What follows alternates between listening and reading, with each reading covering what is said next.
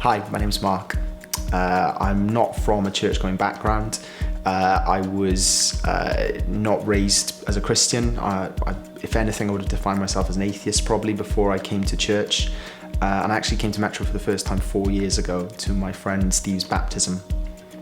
I was expecting something quite cold, something very formal, and that wasn't what I experienced at all. I actually experienced something quite joyful, very inclusive, very welcoming, very warm, and I think it left an indelible impression on me that made me want to explore it further.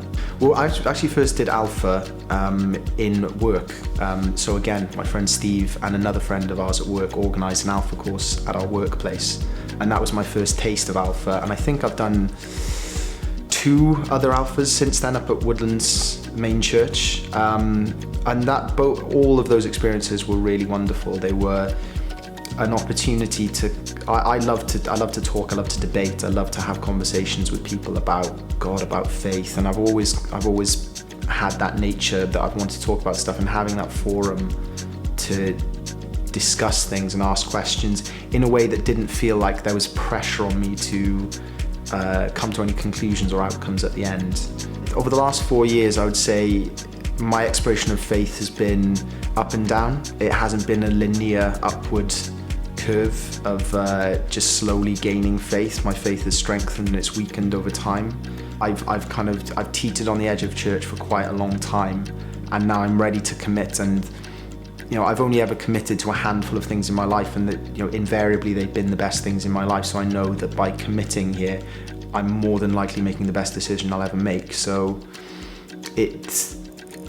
that's what it means to me, is making that public commitment to others and internally to myself.